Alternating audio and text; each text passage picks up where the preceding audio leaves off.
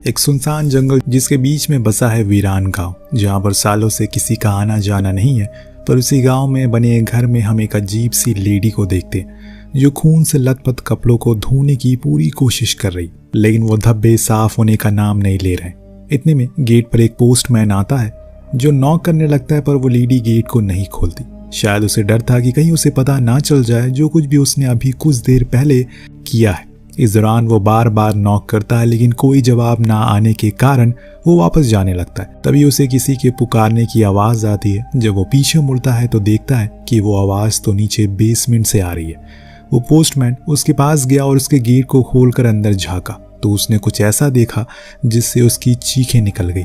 उसने भागना शुरू कर दिया, पर ज्यादा दूर भाग ना सका, क्योंकि अगले ही पल जो कुछ भी अंदर था उसने इस पोस्टमैन को उसी बेसमेंट में खींच लिया और बूम। कुछ इस तरह से इस कहानी का इंट्रो था। इसके बाद अब आ जाती है कहानी 10 साल बाद, जहां हम उसी टाउन में एक कैंप को लगा हुआ देखते हैं, जिसको कि अब एक रिहैब सेंटर के लिए इस्तेमाल किया जाने लगा है, जहां पर उन टीनेजर्स को लाया जाता है जो अपने मोबाइल फोन्स, नशे या फिर किसी और बुरी आदतों से परेशान है। उन्हें यहाँ के मैनेजर अपने तरीके से सुधारने की कोशिश करता है, जिसका पहला स्टेप था कि उन सभी को अपने फ़ोन उसके पास सबमिट कराने होंगे। उसके बाद वो सभी को यहाँ के रूल्स और रेगुलेशन बताता है। पर इसी दौरान वहाँ दूसरी ओर उसी घर में हम उस लेडी को देखते हैं जिसने एक डियर का शिकार किया है, जिसे घसीट कर वो उसी बेसमेंट में लेकर जा रही है। पर तभी उसका पैर स्लिप हो गया, उसी में वो जा गिरी, जिसका परिणाम ये हुआ कि जो कोई भी उसके अंदर था उसने बड़ी ही बुरी तरह से नोच नोच कर उसे खा लिया और फिर आज़ाद हो गया। यानी कि अब यहाँ से शुरू होने वाला है कहानी का असली स्लैशर थ्रिलर। अगले दिन कैंप में सभी बच्चे एक ट्रैकिंग के लिए तैयार हो जाते हैं। इसमें हम हमारी कहानी का मेन ग्रुप को देख पाते हैं, जिसको लीड करने वाली है इजा नाम की गाइड। सभी के जाने से पहले वो वहाँ पर एक लोकल फादर आते हैं जो उनके फोन के ऊपर होली वाटर स्प्रे करते हैं और फिर इन सभी के लिए प्रे भी करते हैं। जिसके बाद ये लोग अपने अपने वे में निकल गए, जहाँ से इनकी 3 दिन की ट्रैकिंग शुरू होती है। चलने के दौरान यूलिक नाम का लड़का जोशा नाम की लड़की से अपना इंट्रोडक्शन करता है, पर वो उसकी बातों पर ज़्यादा गौर नहीं करती क्योंकि वो खुद सालों से डिप्रेस है। उसके हाथ पर एक कट भी देखते हैं जिसको वो बार बार छुपाने की कोशिश कर रही है। इसी दौरान यूलिक को वहाँ पर एक मरा हुआ हिरन दिखाई देता है, जो देख इज़ा सभी को बताती है कि ये काम ज़रूर किसी बड़े जानवर का होगा जो कि अभी वापस भी आएगा, इसीलिए हमें आगे बढ़ना होगा। काफ़ी लंबी ट्रैकिंग के बाद ये फाइनली एक जगह पर थोड़ा आराम करते हैं और फिर इज़ा की सभी के बारे में एक दूसरे को बताती है, उनकी फाइल से पढ़कर कि आखिर वो यहाँ क्यों आए।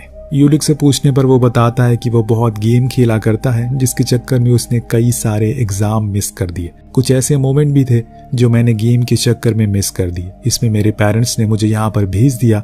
अब इसके बाद कोई और कुछ बता पाता कि तभी वहाँ पर एक भेड़िया आ जाता है, जिससे सब डर जाते हैं, लेकिन जोशा उसे भगा देती है। तो सब थोड़ा रिलैक्स होते हैं। वहीं जॉन नाम का लड़का जो इन्हीं के ग्रुप का था, वो सभी के सो जाने के बाद जाकर स्मोक करने लगता है कि तभी उसके पास अनीला आती है और दोनों किस करते हैं। उसके जाने के बाद जॉन अपने पास छुपाए हुए मोबाइल को निकालता है और उसमें इंस्टा इस्तेमाल करने लगता है, लेकिन तभी दोस्तों उसके ऊपर कोई भयानक सी चीज़ हमला कर देती है और उसे पटक पटक कर मार डालती है। हम इस चीज़ की हल्की सी झलक को देखते हैं, जिससे इतना तो अंदाज़ा हो जाता है कि ये वही चीज़ है जिसको हमने बेसमेंट में देखा था तकरीबन 10 साल पहले, जो कि कल ही आज़ाद हुआ है वहाँ से। यानी कि अब सभी की बारी है, पर कब कैसे कहाँ ये हमें कुछ देर में पता लगेगा। इधर इतना सब कुछ हो गया, लेकिन जॉन के ग्रुप वालों को कोई खबर नहीं थी। वहाँ जोशा तो अपने सपनों में खोई है, जहाँ वो अपने परिवार के साथ उन पलों को ख्वाब में देख रही है जिसमें वो सभी बहुत खुश थे। लेकिन उनकी मॉम की एक सेल्फी लेने के चक्कर में उनकी कार का एक्सीडेंट हो जाता है, जिसके साथ ही जोशा की नींद भी खुल गई। पर वहीं इज़ा अब जॉन को ढूंढने में लग गई, लेकिन उसे वो कहीं दिखाई नहीं दे रहा है, जिससे उसने सभी को उठाया और पूछा कि वो कहाँ गया। इस दौरान उन्हें अमीला कल रात वाली बात बता देती है, जो कि सुन सभी उस पर बहुत गुस्सा होते हैं। जोशा को लेक साइड पेड़ पर खून के निशान मिलते हैं, जो वो सभी को दिखाती है और फिर खुद ही डिसाइड करती है कि हमें उसे ढूंढने के लिए जाना होगा। यूली कहता है कि ये रूल के खिलाफ उन्हें अलग नहीं होना चाहिए, पर इज़ा इस बात को मान जाती है और फिर कोई कुछ नहीं कहता। यूलिक, इज़ा और जोशा तीनों ही जॉन की तलाश में निकल गए। उन्होंने उस पूरे जंगल को ढूंढा, तब उन्हें वो घर मिल गया जिसको हमने कहानी की शुरुआत में देखा था। जोशा ने बहुत हिम्मत करके उसकी बाउंड्री में कदम रखा, फिर अंदर झांकने की कोशिश की, लेकिन कुछ भी दिखाई नहीं दे रहा था। तब इज़ा ने कहा कि हमें अंदर जाना चाहिए, शायद जो यहाँ पर रहता उसने जॉन को कहीं देखा होगा। यही सोचकर ये सभी अंदर चले जाते हैं, पर बहुत ही ज्यादा बदबूदार है। चारों ओर बस हड्डियां थी जो इंसानों की थी या फिर जानवरों की भी, कुछ पता नहीं चल पा रहा है। इस बीच यूली को वहां एक बेसमेंट दिखता है जिसके अंदर बहुत ही अंधेरा था, पर ये फिर भी हिम्मत करके अंदर जाते हैं, जहां उन्हें जॉन की आधी कटी लाश दिखती है। जो देख ये तीनों के ही रोंगटे खड़े हो गए। इन्होंने फौरन वहां से निकलने का फैसला किया, लेकिन तब तक देर हो जाती है क्योंकि वो दानव अब यहाँ आ चुका है। पर इज़ा दोनों ही बच्चों को बाहर निकाल देती है, पर जब उसकी बारी आई तो उसने देखा कि वो तो उसके सामने ही खड़ा है। इसीलिए उसे रॉड से डराने की कोशिश की, पर उसने तो उसका सर ही काट कर बाहर फेंक दिया। जो जोशा और यूलिक देखकर एकदम से सहम जाते, वहां से भाग निकलते हैं। इधर अमीला और एडमिन दोनों ही लेक साइड बैठकर खूब बातें कर रहे थे। अमीला उसके साथ भी इंटीमेट होने की कोशिश कर रही थी, पर उसे पता चला कि एडमिन तो गे, पर उसे पॉजिटिव रहने को कहा, क्योंकि असल में पोलैंड में गे रहना हर किसी की बस की बात नहीं। लोग यहाँ पर उन्हें ज़ॉम्बी कहकर बुलाते हैं, जो बात एडमिन खुद उसे बता रहा है। वहीं यूलिक और जोशा भागकर जंगल के बहुत अंदर आ गए। तभी जोशा कहती है कि हमें किसी की मदद लेनी चाहिए, क्योंकि अगर ऐसे हम भागते रहे तो थक जाएंगे, और अगर थक गए तो उसका शिकार बनने में देरी नहीं लगेगी। लेकिन यूलिक बहुत ही ज़्यादा डरा हुआ है, उसे एंजाइटी होने लगी, जिसका इलाज जोशा एक थप्पड़ लगाकर किया। फिर कहा कि चलो जल्दी चले यहाँ से, हमें एक जगह पर रहना ठीक नहीं है। यहाँ इतना सब कुछ हो गया, लेकिन वहाँ ये दोनों लेक साइड आराम से बातें कर रहे हैं, क्योंकि उन्हें कुछ पता ही नहीं है। एडमिन अपने दिल की बातें अमीला से शेयर कर रहा है, पर वो नोटिस करता है कि वो कुछ बोल नहीं रही। उसे अपनी गर्दन मोड़ी जो उसने वहाँ देखा वो बहुत ही भयानक था। उस दानव ने एक रॉड अमीला के मुंह में आर पार कर दिया, और ऐसा करने के बाद वो जोर जोर से हंस भी रहा है, पर इससे एडमिन की तो पैंट गीली हो जाती है। इसीलिए वो तुरंत ही अपनी जान बचाकर भागता है। पर यहाँ इन दोनों को एक घर मिल गया जो उसी टाउन में रहने वाले एक बंदे का था, जिसे वो मदद मांगते हैं। पहले तो जोशा को वो ठीक नहीं लगता, पर अंत में वो उसके कहने पर खुद ही घर के अंदर आ जाते, क्योंकि भरोसा तो करना ही होगा, तभी कुछ हो पाएगा। वहाँ एक और एडमिन भागते हुए चर्च में आ जाता है, जहाँ पर उसे वही लोकल फादर मिलते, जो उसे बेहोश कर देते हैं। और जब उसकी आंख खुली तो उसने देखा कि उसे रस्सी से बांधा हुआ है। उसके सामने बैठा हुआ है फादर, जो कहता है कि उसे पता है कि वो क्या है। ऐसे यहाँ पर कई लोग आते हैं, तुम लोग इस दुनिया के लिए कलंक हो, लेकिन घबराओ मत, तुम्हें ठीक कर दूंगा मैं। खैर, अब चर्च के बाहर अचानक न जाने कैसे जनरेटर ऑन हो जाता है, जिसको बंद करने के लिए फादर बाहर जाते हैं। पर ये एक चाल थी उसी दानव की, जो देख आप समझ गए होंगे कि वो बेवकूफ़ तो बिल्कुल नहीं है, और वो इंसानों की तरह सोच भी सकता है। वो फादर को पकड़ उसी जनरेटर में डाल देता है, जिससे उसकी पूरी बॉडी का कीमा बन जाता है। जब ये चीज़ एडमिन ने देखी तो उसके होश उड़ गए, इसीलिए वो फौरन जाकर कन्फेशन रूम में छुप गया। लेकिन अफसोस कि उस दानव ने उसे पकड़ लिया। अब इसका क्या हुआ ये तो हमें आगे ही पता लगेगा। लेकिन आखिर ये दानव है कौन, क्या वजूद है इसका, आखिर इतना भयानक कैसे ये बन गया, ये सब जानने के लिए चलते हैं जोशा के पास, जो कि उसी आदमी से इस दानव की कहानी सुन रहा है, क्योंकि उसे पता चल गया है कि ये दोनों उसी से भागकर यहाँ पर आए हैं। कहानी शुरू होती है, आज से तकरीबन 24 साल पहले इस गांव में एक लेडी रहा करती थी, जिसका जंगल के बीच एक घर था। उसके 2 ट्विंस बेटे थे। एक खुश परिवार था, पर एक दिन जंगल में एक मेटेरॉइड आकर गिरा, यानी कि आसमान से एक पत्थर, जिसे उन दोनों बच्चों ने देख लिया।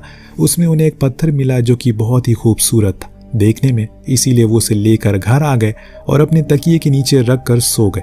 रात होने पर उसमें से एक लिक्विड बाहर आने लगा, जो कि उन दोनों के शरीर में चला गया, जिसके कारण वो देखते ही देखते हैवान में बदल गए। उन्होंने खुद के पालतू कुत्तों को मार कर खा लिया। जब सुबह उस लेडी ने अपने बच्चों को बेसमेंट में इस हालत में देखा तो उन्हें हमेशा के लिए वहीं बंद कर दिया। अब मुझे लगता है कि वो भी मारी गई होगी, तभी वो आज़ाद हो गए। लेकिन मैं तुम्हें बता दूं कि वो एक नहीं बल्कि 2 है। दोस्तों, यहाँ पर उसी लेडी की बात हो रही है जिसको हमने शुरुआत में देखा था, और ये सारी कहानी बताने वाला वही पोस्टमैन है जिसने सबसे पहले इस चीज़ को महसूस किया। इसके कारण उसकी दोनों टांगे भी चली गई, लेकिन उसकी जान बच गई। पोस्टमैन इन दोनों से कहता है कि वो यहीं पर ठहर सकता है, लेकिन जोशा ऐसे हाथ पर हाथ रखकर नहीं बैठ सकती। उसे तो किसी की मदद लेनी होगी, वरना एक न एक दिन वो मारे जाएंगे। तो पोस्टमैन बताता है यहाँ से सबसे करीबी गांव में 2 दिन की दूरी। तब जोशा को याद आता है कि जॉन का मोबाइल फोन, जो कि उसी बेसमेंट में उसने देखा था, अगर वो मिल गया तो उसकी मदद से वो किसी को बुला सकती है। लेकिन इसके लिए इन्हें वापस से उसी बेसमेंट में जाना होगा, जिसके लिए यूलिक तो बिल्कुल भी तैयार नहीं है। पर जोशा जा रही है, इसीलिए यूलिक को भी जाना पड़ा। हालांकि पोस्टमैन उसे ऐसा करने से मना करता है, लेकिन वो नहीं मानती और जैसे तैसे करके उस घर के बेसमेंट में घुस गई, जहां उसे मोबाइल भी मिल गया। पर वो तो उसके सामने ही खड़ा था। लेकिन यहाँ वो जोशा को मारता नहीं बल्कि उसे आकर किस कर लेता। लेकिन इतने में ही पीछे से यूलिक उस पर चाकू से हमला कर देता है, जो चीज़ उस दानव को इतना ज़्यादा गुस्सा दिला देती है कि वो उस चाकू को उल्टा उसी के पेट में घुसा देता है। फिर जोशा को भी वही मार कर बेहोश कर देता है। पर जब उसकी आंख खुली तो उसने देखा कि यूलिक तो बेचारा तड़प तड़प कर मर रहा है। उसके पेट में अभी भी चाकू लगा हुआ है, जिसको उसने इशारे से हटाने को कहा ताकि वो बिना दर्द के मर सके। तो जोशा ने भी ऐसा ही किया। अब बस वही बची है कि उसने सभी दोस्तों को खो दिया, इसीलिए उसे खुद की जान की कोई परवाह नहीं है। उसे या तो मरना है या फिर मारना है। सबसे पहले तो वो खुद ही चेन्स को खोलती है, फिर धीरे धीरे करके ऊपर जाती है, जहां हम दोनों भाइयों को देखते हैं जिसके पेट में चाकू लगा था। वो आराम करने चले जाते हैं तो दूसरा वाला शिकार पर निकल गया।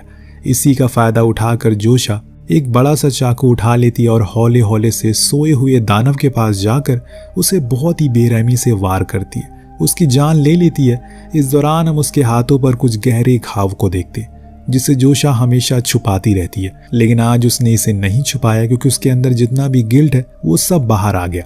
दरअसल दोस्तों, सालों पहले जब उसके परिवार का एक्सीडेंट हुआ तो उसके डैड उसके सामने जल रहे थे, पर उसने उनकी जान नहीं बचाई क्योंकि वो बहुत ज़्यादा डर गई थी। और तब से लेकर वो उनकी मौत का जिम्मेदार खुद को मानती है, जिसके चलते उसने बहुत बार अपने आप को चोट पहुंचाए, जिसके निशान आज भी उसके हाथों पर है। अब उसे मारकर जोशा बाहर भागना शुरू करती है। तभी उसे अपने सामने एक रेंजर मिलता, जो कि उसकी खुशनसीबी थी।